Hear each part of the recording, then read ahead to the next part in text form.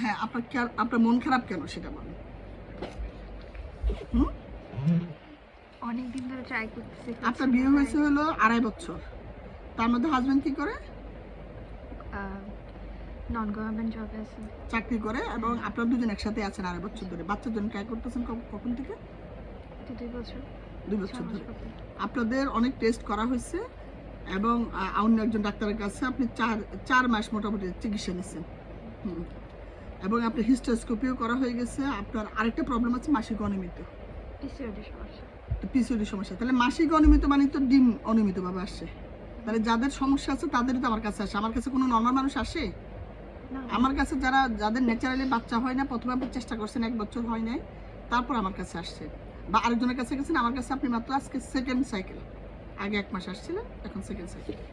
তো second cycle আপনার মন খারাপ যে গতবার আপনার অনেক ভালো ফলিকল আসছে, ডান ওভারিতে, ডান ডিম্বাশয়ে 3টা ফলিকল আসছে। তা কততম দিনের দিন? 16তম দিনের দিন। আপনাকে আমি 12তম দিনে একবার টিবিএস করছি, তখন ফলিকলগুলো ছোটো ছিল। এরপরে আমি আবার ইঞ্জেকশন দিয়েছি ওগুলি বড় হওয়ার জন্য। 16তম দিন একদম ম্যাচিউর ফলিকল আসছে, সেটা জন্য আমরা এসসিজি দিয়ে ডিমের ওভুলেশন করালাম। কিন্তু আপনার যেহেতু ডিম ভালো আসছে, আপনার মন খারাপ কেন হলো না? আমাদের আজকের ডিসকাশন হলো কেন মাসিক ডিম ভালো আসলো, তাও মাসিক হয়ে গেল। দেখেন একটা জিনিস এখানে লেখা আছে, মাসিক প্রজনন ক্ষমতা। সবাই শুনেন, মাসিক প্রজনন ক্ষমতা। একটা 100 জন কাপল, সুস্থ কাপল, যাদের কোনো অসুবিধা নেই, আপনার তো অসুবিধা আছে, আপনার মাসিক অনিয়মিত, যাদের কোনো অসুবিধা নেই, তারাও যদি 100 জন কাপল ট্রাই করে, প্রথম মাসে মাত্র 20 জনের বাচ্চা আসে, 20%। এইভাবে করতে করতে যদি বয়স 35-এর নিচে হয়, 3 মাসের মধ্যে মোটামুটি 50 to 60% বা হয়ে যায়। 1 বছরের মাথায় 80% কনসিভ হয়ে যায়, 2 বছরের মাথায় 90% কনসিভ হয়ে যায়। তাহলে কি হলো? আর আমরা ইনফার্টিলিটির ইনসিডেন্স বা ইনফার্টিলিটির যাদের বাচ্চা হয় না, এরকম অনেক চেষ্টা করবো, তারপরেও সাধারণত বাচ্চা আসতে চায় না, এরকম কত 10%। তাহলে সেটার জন্য কতদিন অপেক্ষা করতে হয়? 1 বছর তো অবশ্যই। 1 বছরে 80% বাচ্চা হয়ে যায়, 20% হয় না। আরও 1 বছর যদি ট্রাই করে, তাদের 10% হয়ে যায়। আরও যে বাকি 10% হয়ে যায়, তাহলে 90% শেষ। আর বাকি 10% যত চেষ্টাই করুক, তাদের কোনো না কোনো প্রবলেম আছে, তাদের বাচ্চা হয় না। এখন এই যে 1 মাসে যে প্রথম বয়স যদি 35-এর নিচে হয়, 1 মাস মেলামেশা করলে 100 জন 20 জনের বাচ্চা হবে, তার মানে 80 জনের হবে না, এটাই নর্মাল সুস্থ মানুষদের। তাহলে আপনি কি নর্মালের মধ্যে আছেন না অ্যাবনর্মালের মধ্যে আছেন? না, আপনি কেমন নর্মাল? আপনার একটা সমস্যা আছে, আপনার চিকিৎসার পর ডিম আসছে, কনসেপ্ট করেন না, তার মানে আপনি 80%-এর মধ্যে আছেন। তাহলে এটা নিয়ে অরিড হওয়ার কোনো বিষয় আছে বলেন?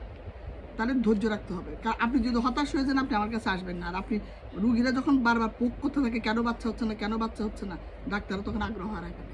সেই রুগীটাকে আমরা আপনি ডিস্টার্ব করলে আমি কী করবো? আপনাকে এইভাবে বুঝিয়ে বলবো, তারপরেও ডিস্টার্ব করলে, না বুঝলে আসলে কিছু না, আসার বান্দা, আমি তো রেফার করে দেবো।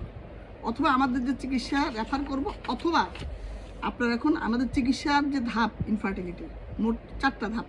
প্রথম ধাপে ন্যাচারালি নিজেরা মেলামেশা করা, বাচ্চা হয় না, সেটা 1 বছর পর্যন্ত ট্রাই করে। না হলে এই যে আপনার এখন যেটা চলতেছে, ওভুলেশন ইনজেকশন দেওয়া হয়, নিশ্চিত হয় যে ফলিকল আসছে, ওভুলেশন করানো হয়, এতেই বেশিরভাগ বাচ্চা হয়ে যায়।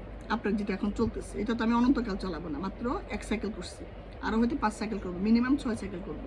আমরা স্ট্যাটিস্টিক্সে কী বললাম, 3 সাইকেলের মধ্যে 60% হয়ে যায়।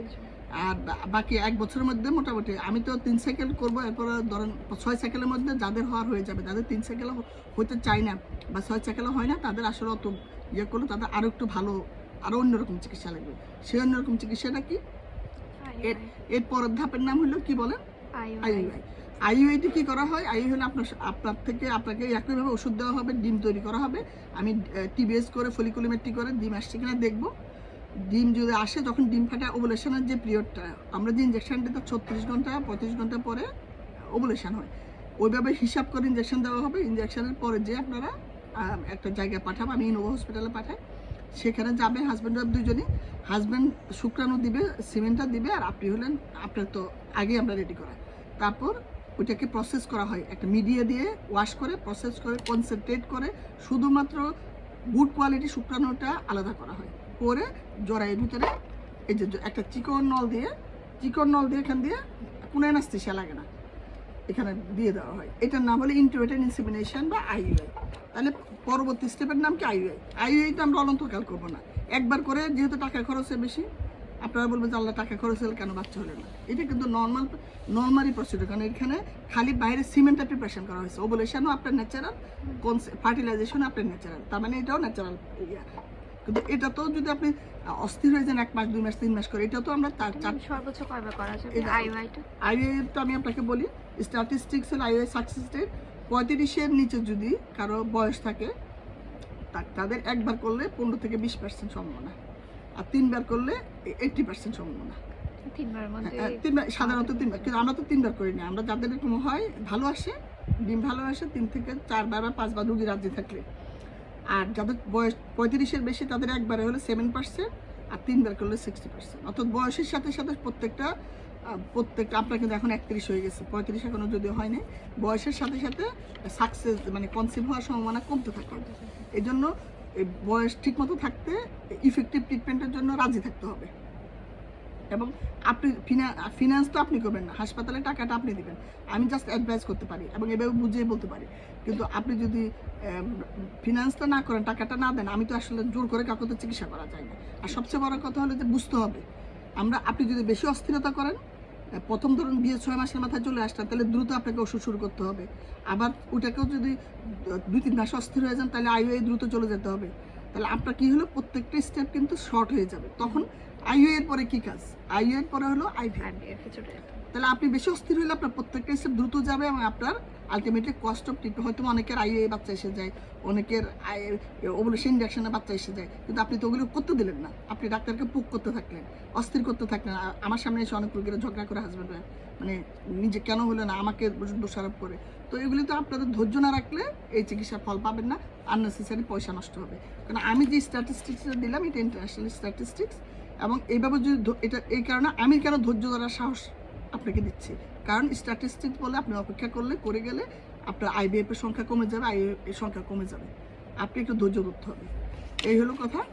আর আইভিএফ হলো লাস্ট রিসোর্ট, সেখানে আইভিএফ করা হয় যাদের এসবে বাচ্চা সব ঠিকঠাক আছে, এসবে বাচ্চা আসে না, অথবা হলো যাদের টিউব ব্লক আছে, 2টা টিউব ব্লক, অথবা যাদের শুক্রাণু তো অনেক কম, শুক্রাণু ন্যাচারালি বাচ্চা আসার মানে আইইউআই করার মতো অবস্থা নাই, বা এই ধরনের কোনো কিছু যদি, যেমন কারো হচ্ছে এন্ডোমেট্রিওসিস, কারো এএমএস কমে গেছে, ডিম পুড়ে যাচ্ছে, তাহলে এখন যদি আইভিএফ দ্রুত করলে কিছু ডিম ফ্রোজেন, কিছু এমব্রায় ফ্রোজেন করে রাখা যাবে। তাহলে আইভিএফ এর ক্যান্ডিডেট কিন্তু তারা। ন্যাচারালি নর্মাল মানুষকে ধরো আমরা আইভিএফ করি না, কয়টা রোগীর আইভিএফ হয়, মেইনলি কিন্তু ন্যাচারাল ওভুলেশন ইনজেকশনে বাচ্চা চলে আসে, আইইউআই অনেক কম মানুষের হয়।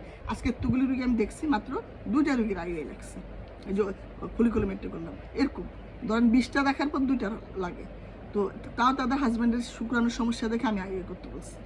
তো এইগুলি যদি আপনি না বুঝেন, এখন জনজনের ধরেন আমি 30টা রোগী দেখবো, 30টা রোগীর বোঝানো অনেক কঠিন, এই কারণে কিন্তু এই ভিডিওগুলি আপনার ন্যাচারাল যে কথাগুলো এটা ভিডিওতে বলে দেয়, যেন আমার কাজের সুবিধার জন্য আপনারা এত কষ্ট না করেন। এত কষ্ট করলে আমার উত্তর দিতে বাধ্য, উত্তর দিলে আমার আর রোগী শেষ করতে পারি না। ঠিক আছে, বুঝছেন আজকে সব কিছু? আপনারা বুঝছেন? আচ্ছা, ঠিক আছে।